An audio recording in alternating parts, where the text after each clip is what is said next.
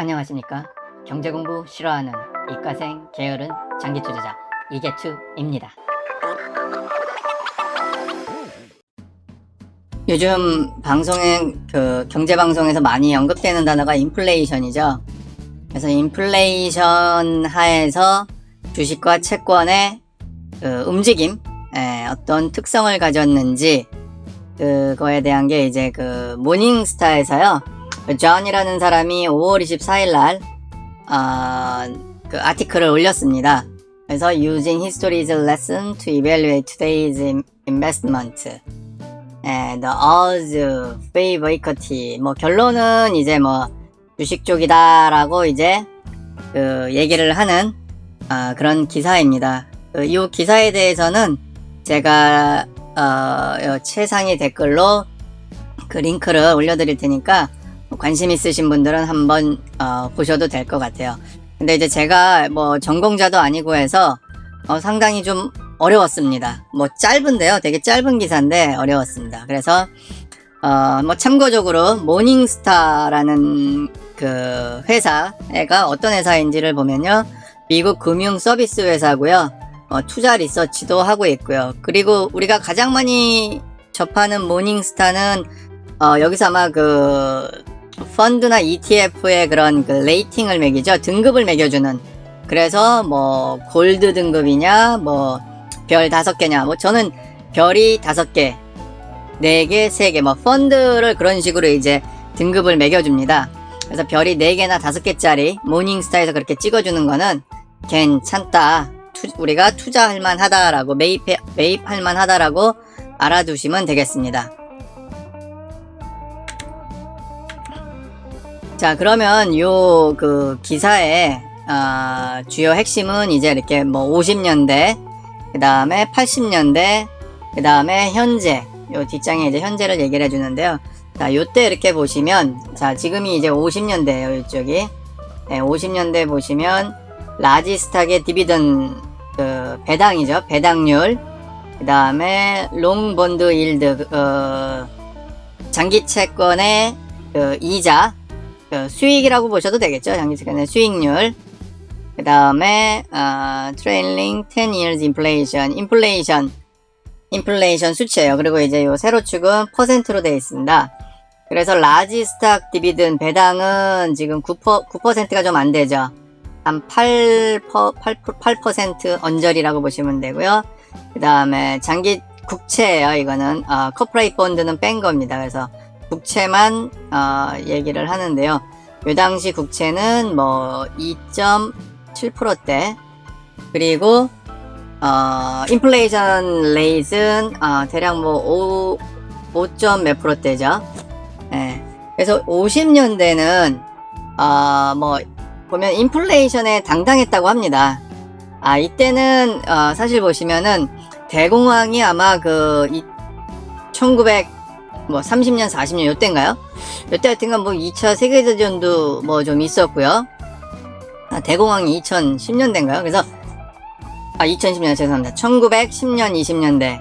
어쨌든 요 앞에 1950년대 요 앞에 언저리에는 대공황이 있어갖고 인플레이션 수치가 올라가더라도 인플레이션에 대한 어떤 그런 두려움이 적었대요. 그러니까 리세션, 대공황에 대한 게 좀 컸고, 여기 이제 지금은 배당이죠. 지금 주식에 대해서는 이제 배당에 대해 있는데 실제 프라이스, 주식 가격은 지금 50년대나 80년대나 다 주식은 아마 제가 봤는데 10% 이상의 주식 프라이스는 상승을 했습니다. 지금 그래서 주식은 어차피 인플레이션 이율보다는 주식은 다 상승되어 있고요. 여기서는 이제 인플레이션 대비 이자 개념으로 이제 배당을 이제 비교를 한 거예요. 그래서 이제 50년대는 인플레이션을 하찮게 받지만 그럼에도 불구하고 이제 좀 성장을 하기 위해서 돈을 끌어와야 되는데 어떤 그런 끌어오기 위해서 조금 더 높은 배당을 해야만 했다라고 하고요. 반면에 이 국채는 인플레이션 그가 있고 이러면서 국채 수익률이 한 3% 미만만 돼도 사람들이 국채를 샀다고 합니다. 대신 이제 그 주식은 조금 더 배당을 많이 줘야지만 이제 뭐 어차피 이제 이 1950년대는 뭐 그 대공황과 뭐 세계대전을 두 번을 겪으면서 뭐 성장기, 그럴 때 이제 회사들은 돈이 좀 급하고, 이래서 배당을 좀 많이 줬다. 자, 그 다음에 이제 80년대로 가면은 요 앞에 뭐 70년대 아마 오일 쇼크나 이런 게 있었을 거예요. 근데 여기서는 이제 그 인플레이션에 대한 두려움, 그래서 리세션보다는 인플레이션이 좀 더 주의를 요해야 된다라는 어떤 생각이 생겼다고 합니다. 아마 오일 파동이나 이제 이런 거를 겪었을 때 그랬던 것 같긴 해요. 뭐 1970년도나 요 앞에. 그래서 이 짧은 아티클인데도요, 이거를 해석하려면 각 시대상을 알아야 되는데, 제 이과생은 그런 역사나 이런 걸 좀 잘 못했습니다. 그래서 경제 히스토리도 잘 이거 그나마 지금 제가 이렇게 좀 읊고 있는 거는 뭐 3프로TV나 뭐 이제 이런 거 좀 본거로 이렇게 좀 해두고 있는데, 그래도 좀 정확한 걸 알고 싶으시면 직접 읽어보시면 되겠습니다. 자, 여기 보시면 이제 80년대는 마찬가지로 인플레이션 그 레이시 6%, 한 7%대죠. 그래서 인플레이션 보면 이제 50년대 5%대, 이때 7%대, 그죠? 그래서 5% 이상, 5%, 6%, 7% 인플레이션 레이시 이 정도 되면 조금 이제 뭐 인플레이션이다라고 얘기를 하는 것 같아요. 이때 이제 그 배당은 6%가 안 됐습니다. 마찬가지로 근데 이때 그 스탁의 프라이스는 10%가 이상이었습니다. 10% 상승. 양쪽 다 그렇고요. 그 다음에 이때 이제 장기 채권의 그 수익률은 지금 월등히 지금 거의 11%대죠. 요때는 그 인플레이션에 대한 두려움도 있었고, 이때는 이제 그죠. 인플레이션에 두려움이 있으면 일단은 뭐 투자나 이런 거 좀 안 하겠죠, 회사는. 그래서 굳이 돈을 끌어올 필요는 없어서 아마 그 배당을 그렇게 뭐 높게 책정하지도 않았고, 이때 뭐 성장기고 하니까. 반면에 근데 장기 채권은 돈을 끌어서 뭐 이렇게 좀 채권을 이제 이렇게 넘기려고 하다 보니까 채권 판매를 하려고 보면 수익을 좀 높게 줬어야 됐다고 합니다. 그래서 이때는, 그리고 이제 이때 핵심은 조금 낮아질 때인가 제가 이걸 찾아보고 말씀을 드렸어야 되는데 못했네요. 그 이자율이 조금 낮아졌다고 하는데요. 이런 거랑 맞물려서 아마도 장기 국채, 장기 채권의 그 수익률을 좀 더 많이 받게 됐다라고 합니다. 그리고 자, 21년 5월 지금 상황을 보시면은요, 인플레이션 레이시 지금 아마 2%대? 아직 조금 뭐 대량 말량 그러죠. 그 다음에 본드 채권, 장기 채권도 뭐 살짝 높지만 그 정도, 디비든 그 배당도 마찬가지로 이 정도. 그래서 지금은 뭐 비등비등한 어떤 그런 지금 상황에 지금 놓여 있고요. 지금 저자는 채권보다는 롱본드 장기 채권의 수익률이 더 증가할 거라기보다는 지금 이제 주식 쪽에서 더 수익률이 좋을 거다라고 합니다. 근데 주식 원래 프라이스의 수익률은 다 10% 이상이었고요. 모든 전 기간에 걸쳐서. 그러면 이제 디비든 배당이 이제 좀 높아질 거라는 얘기가 있습니다. 그래서 요거는 지금 앞에서 보면 지금 50년대인가요? 근데 지금 완전히 그렇지는 않고요. 지금 뭐 세 개가 다, 왜냐면 지금 50년대랑 80년대 한 번씩 겪었잖아요. 그죠? 반대가 되는 장기 채권이랑 주식의 배당이랑의 이율들이, 수익률이 이렇게 한 번씩 엎치락뒤치락 했으니까 지금 요때는 뭐 같이 갈 수도 있다라고는 얘기를 하는데요. 그럼에도 불구하고 주식 쪽에 조금 더 페이버하다, 조금 더 유리하다, 주식 쪽이 조금 더 유리한 상황이 아니냐라고 이제 결론을 냈습니다. 그래서 이제 저는 이제 채권에 대해서 이제 조금 더 추가 설명을 드리도록 하겠습니다. 채권이라고 하면 이제 저희가 이제 3펀드 포트폴리오의 3펀드 전략에서 이제 채권이 들어가잖아요. 그죠? BND. 그래서 채권의 역할을 한번 설명을 드리겠습니다. 채권의 역할은 뭐 첫 번째는 이제 변동성, 볼러틸리티, 이제 변동성을 좀 감소시키는 그 핵심 그 역할이 있죠. 뭐 채권이 들어가면 들어갈수록 수익률은 주식 100보다는 낮아집니다.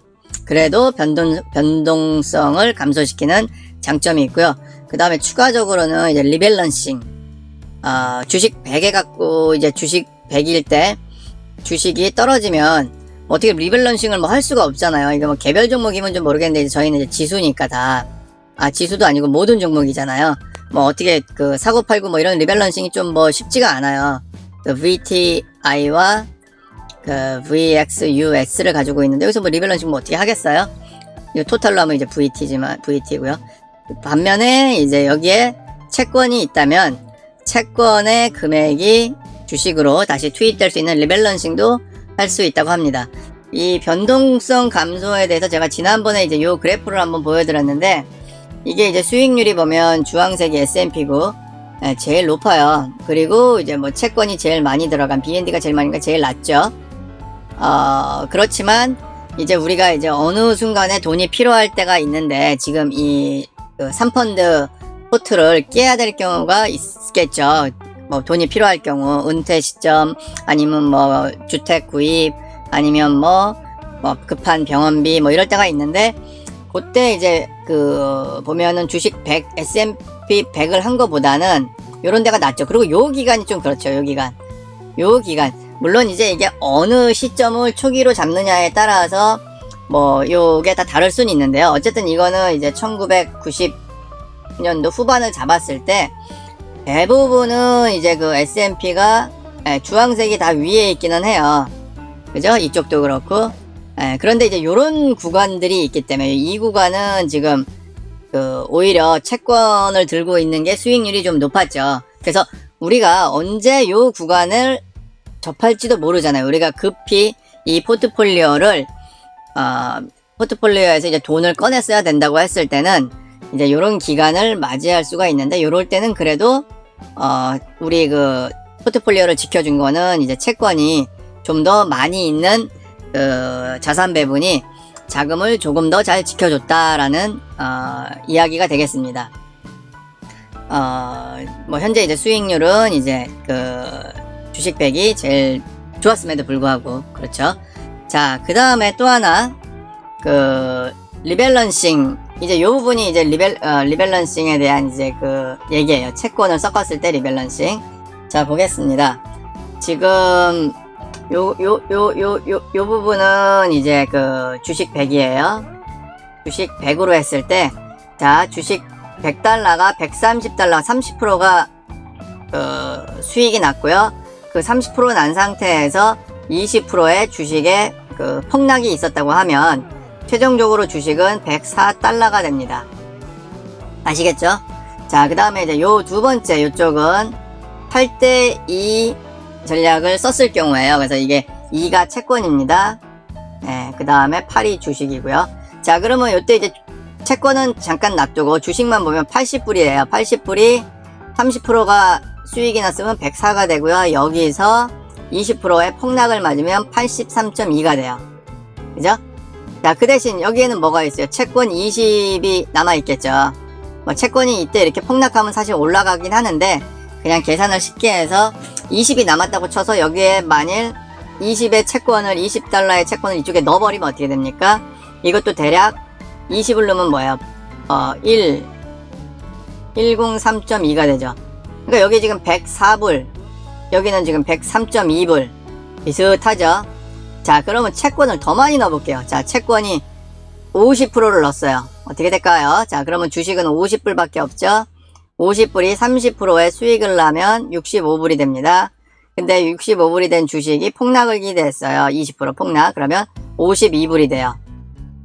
자, 이때 그럼 채권이 이때 막 움직이겠죠, 채권이.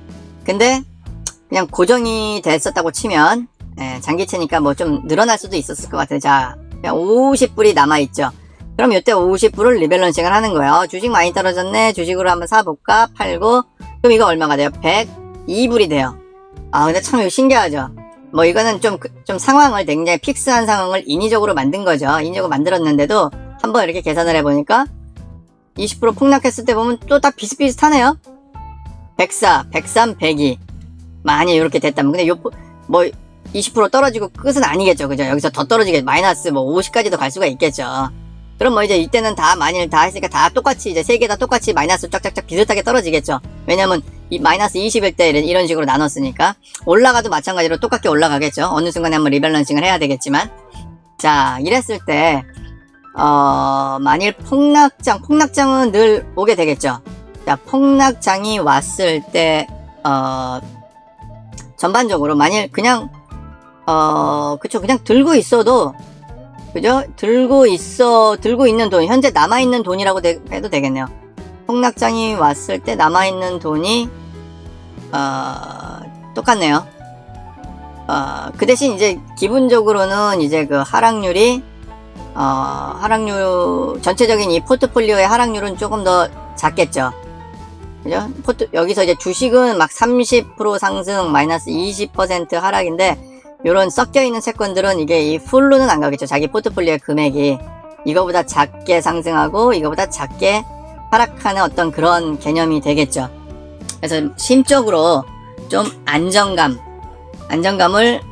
줍니다. 그리고 그래서 결국은 결론적으로 볼까요? 결론적으로 이렇게 섞으면 상승하는 것도 중간, 하락하는 것도 중간.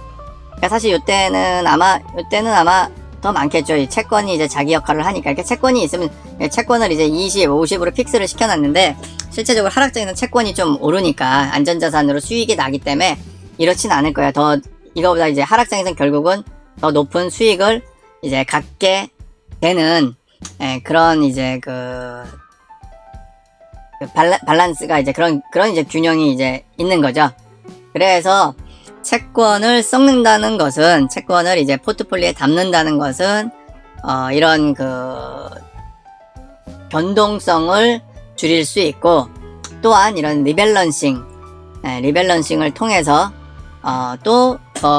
조금 더 좋은 수익을 또 얻을 수도 있는, 그건 좀 잘해야 되겠지만, 일단 심적으로, 낮은 변동성의 장점, 물론 낮은 변동성에 대한 보상은 낮은 수익률은 있지만, 보상이라고 하기 좀 그렇지만 손해는 낮은 수익률이지만 뭐 중간만 가자, 그죠? 우리 3펀드 전략은 1등으로 가는 건 아니에요. 1등은 아닙니다. 1등은 아니고 10명의 선수가 달릴 때 우리는 3에서 4등 정도만 하면 돼요.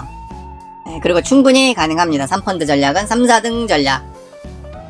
그리고 뭐 이런 하락을 겪었을 때 리밸런싱을 통해서 좀 더 점핑할 수 있는 그런 전략도 있기 때문에 채권의 필요성을 다시 한번 확인했고요. 저 자신도 뭐 요 자료를 만들고 공부를 하면서 채권에 대해서 조금 더 아주 조금 더 이제 이런 역할을 알게 되었습니다.